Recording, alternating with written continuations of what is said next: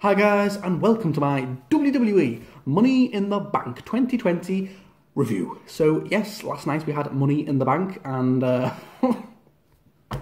what a crazy show. Oh my goodness. So yeah, I've got 8 matches to talk about. Let's get to it. So pre-show very briefly, Jeff Hardy making his comeback, had a match against Cesaro, and it was a good 13.5-minute match. You know, for a pre-show, this was a good match. I mean, why shouldn't it be? Jeff Hardy and Cesaro, and yeah, Jeff Hardy's like in-ring return because he's making his debuting this as like his last in-ring.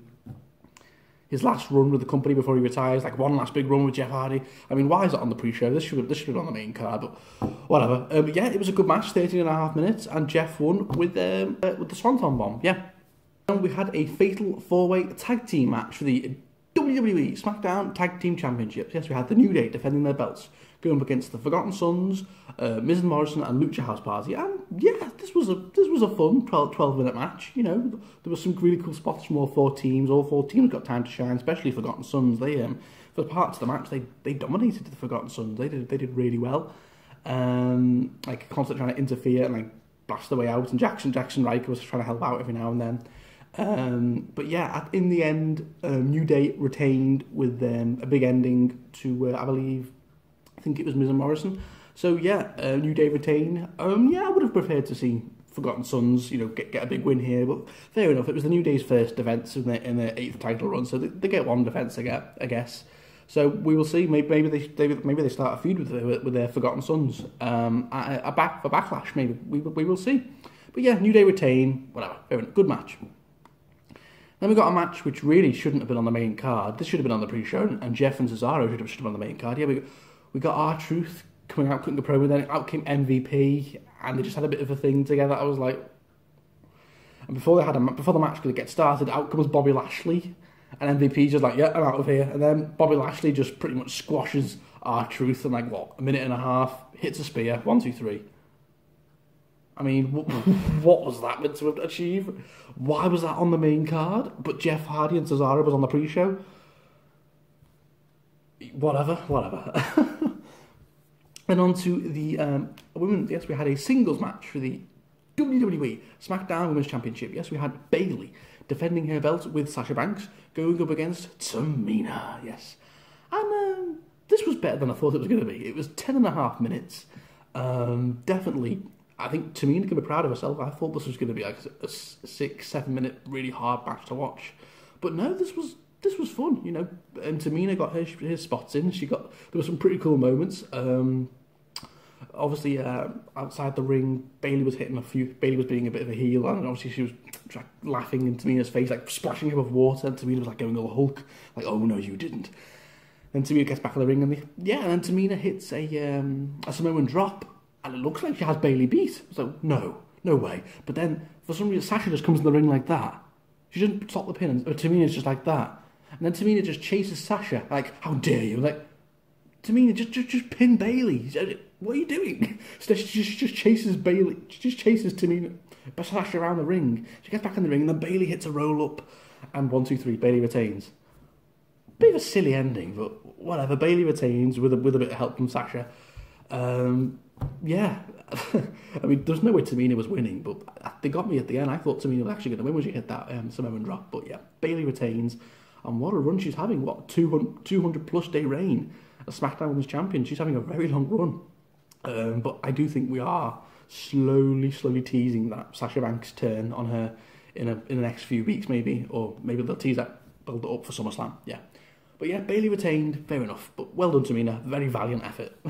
Because unfortunately, on this night, Bayley was meaner than Tamina.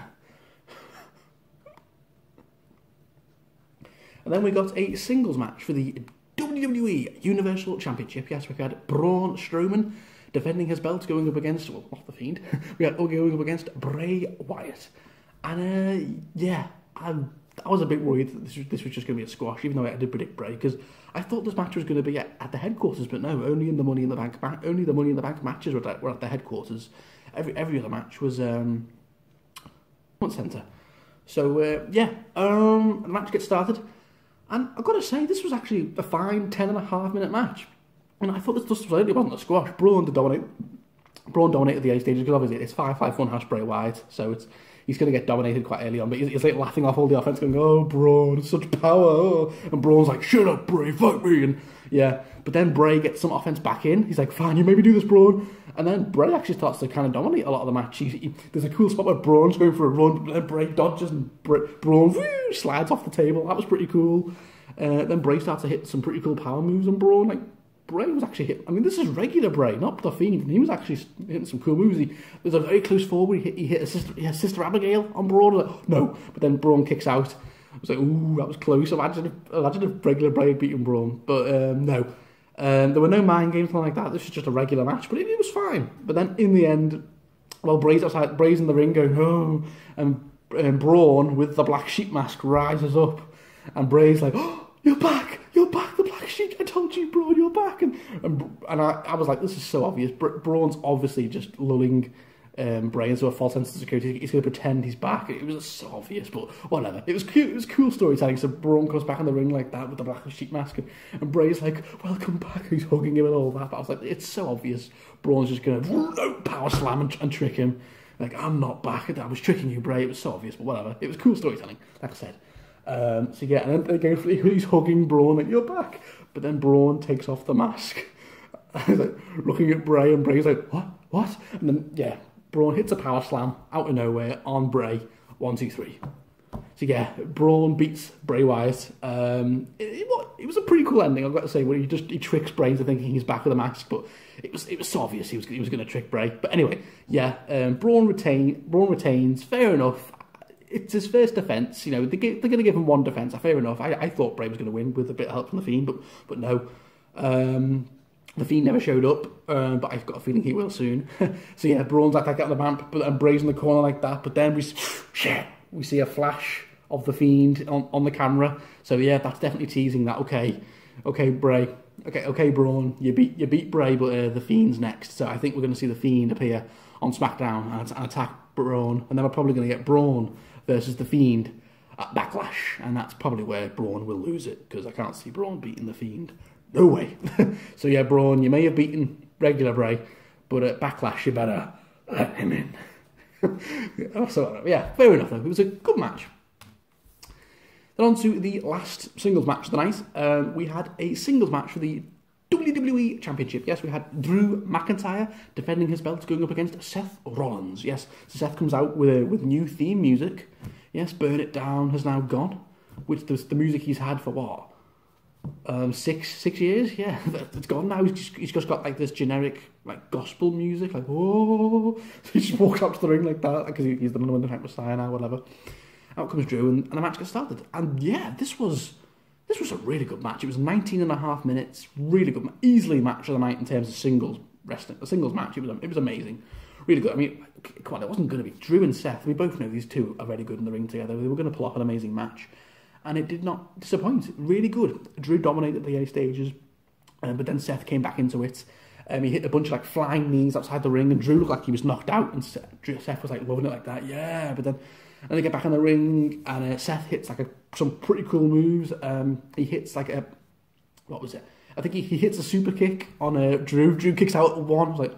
And Seth's like, what the hell? Then Seth hits a frog splash. Drew kicks out at one, and Seth's like, so yeah, they're kind of continuing this Drew kicking out at one thing, aren't they? They did it at WrestleMania where he kicked out at one for an F5, and I was like, okay, so they're really making Drew look strong here. I love it because he is the big Scottish bastard. And yeah, then Drew comes back into it. And yeah, but he was like selling his leg for a lot of the match, so he couldn't properly hit a Claymore at times. And yeah, then Seth hits Hurricane Rana, whatever he calls it, that top rope suplex. Like he hit the full go on Drew, because Drew's a big guy, really impressive. Just Drew kicks out, and then near the end, obviously Seth hits a curb stomp. Drew kicks out. Drew just kept kicking out. Then near the end, oh my god, the ending was amazing. Like Seth hits a super kick on Drew. Drew bounces off the ropes, but then boom, Claymore out of nowhere. Oh, it was beautiful. 1, 2, 3, yes. And Drew retains as he was going to. It was pretty predictable, but what a really good match. These two had very good chemistry. We all knew it was going to be a really good match. And Drew retains as he should, since it was his first defence. And yeah, but then as Drew's walking out, he gets back in the ring and he holds his hand to Seth, and him and Seth shake hands. So yeah, Seth isn't like fully heel. Maybe they were teasing a bit of a face turn for Seth, but he's only been this heel character for a few months, so I don't know. But yeah, they shook hands, and Seth was like, and Drew was like, "Good match, man, good match, very good match," and he just walks off. And then Seth was like looking all humble. So I don't know. Maybe it was interesting to see, but yeah, just Drew, what a babyface right now. In the space of a month, he has beaten Brock clean, Big Show clean, Andrade clean, and now Seth Rollins clean. What a run he's having as the top babyface in the company right now. Yeah, he really is. And a long may it continue. Yes, go on, Drew. But really good match. Yeah. And then on to the Money in the Bank ladder matches, yes, which finished the show, obviously, which took place at Titan Towers. Obviously, both matches took place at the exact same time. Oh my God. And this was crazy. It was just 25 minutes of mayhem. This was just absolutely ridiculous. But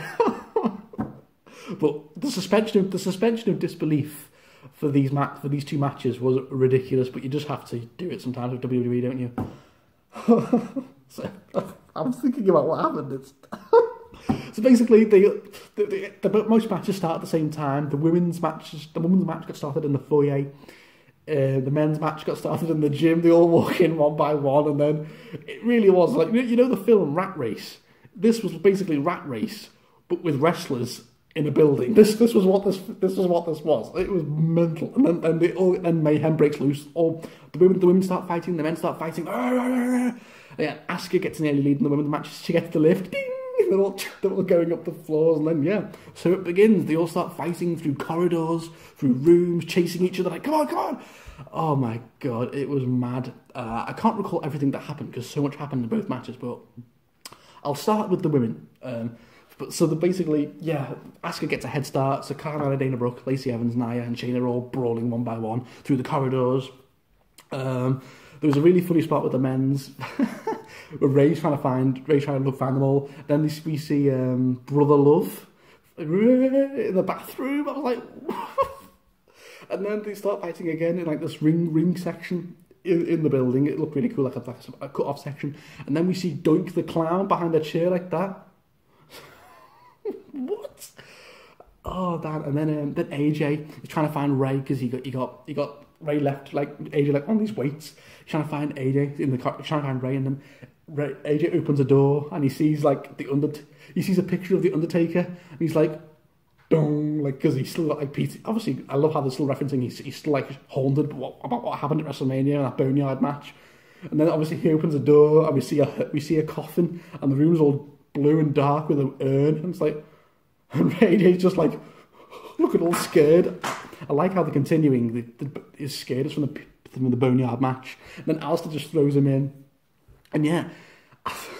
And then all the men and women meet. Paul Heyman's having like this food feast like that. But all the men and women meet in this one room, line to line. And Otis just goes, food fight!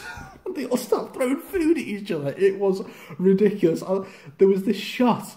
It just cut, and Ray is getting... Ray is on the clutch by Shayna. What? It was so stupid. Poor Ray. Oh my goodness. It was. And then yeah, basically they're all covered in food, and then they all advance back up.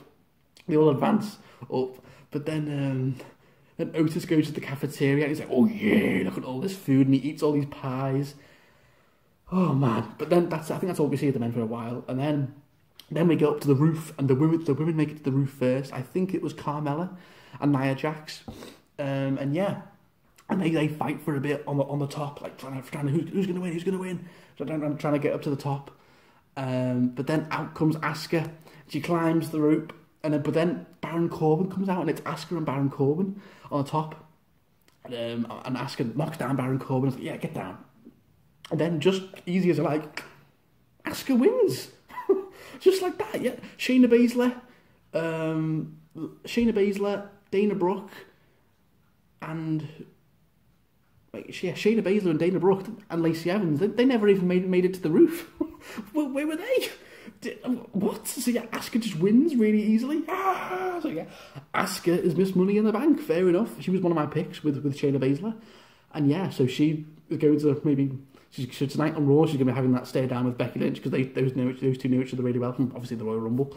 So yeah, Asuka is probably looking like she's going to be one of the next future women's champions. Whether it's going to be cashing in on Bayley, but I think she's going to be cashing in on Becky Lynch, maybe at Backlash or in the July pay-per-view, whatever it may be. But yeah, fair enough. I would have preferred Shayna Baszler, but fair enough. Asuka winning was great, and it was crazy. So yeah, that was cool. Now let's get on to the men's. Oh my god! So the men's match continues now. Now Asuka's won it, and all of them are in the ring. All of them fighting off on the ladders one by one. And oh my god, there was a spot where King Corbin, it appears he throws Ray and Aleister Black off the roof. It's just a weird shot. You see it. It was made to look like he threw Rey Mysterio and Aleister Black off the roof. I was like, oh my god, he just in kayfabe, he just committed murder. Obviously, we know he didn't actually throw him off the roof because I saw a picture of the ring and there's like a black sponge bit on the bit they were thrown off. So it was made to look like they got thrown off the roof, but they didn't, obviously, because they're not going to commit murder, are they? It's kayfabe and all that. So they're fine, but it got made to look like they died. So yeah, now I'm seeing all these memes and pictures of Ray and Aleister Black in memoriam, like R.I.P. Aleister Black, R.I.P. Rey Mysterio. So stupid. And then the final three was Otis, AJ, and Aleister Black. I don't know what happened to Daniel Bryan. I think he just got taken out. So yeah, AJ and Baron are like at the top of the ladder trying to fight over it. And both of them grab the briefcase at the same time. But then AJ grabs it first and he's got it. So okay, AJ's won, yes. But no, because AJ wins it and he's like, yeah. But then he accidentally throws it to Otis. And Otis is like, oh yeah. And I was like, what? So, according to, just because AJ threw it to Otis, even though AJ unhooked it first, but whatever, I thought that was the rule. Yeah, Otis has the brief, and Otis is Mr. Money in the Bank. Otis. I mean, I still can't believe this. I was in shock. Last night I was in bed going, Otis is Mr. Money in the Bank. I mean, what? No one predicted Otis. I think the favourites for this match were AJ, Aleister Black, and probably Daniel Bryan. They were the three favourites. No one predicted Otis for this because we all thought he was busy with Sonya Deville and Dolph Ziggler and all that. But no. And when he won it, he was like, Mandy, I did this for you, baby. Oh yeah. So Otis, oh my god, Otis is. I can't believe it. So Otis is probably going to be cashing in, probably on Braun Strowman or Drew McIntyre in the foreseeable future, or even the Fiend if Bray does beat Braun at Backlash.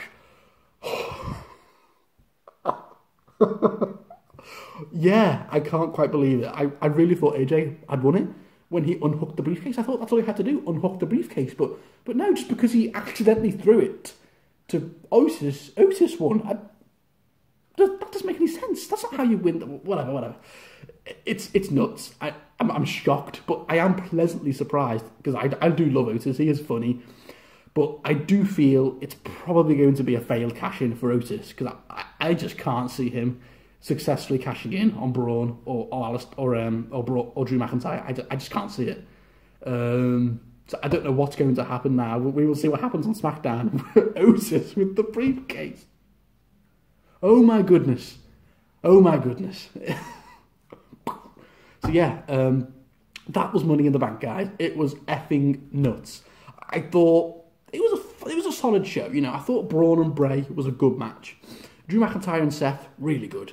Bayley and Tamina was fine. The Fatal 4-Way Tag Team match was fine. And the two Money in the Bank matches at Titan Towers were just absolutely ridiculous. They were all acting like big goofs. It was really just WWE's version of Rat Race for the briefcase but I loved it. It was so stupid, so funny. It was, and yeah, Asuka is going to have another shot. Probably be the one to cash in on Becky.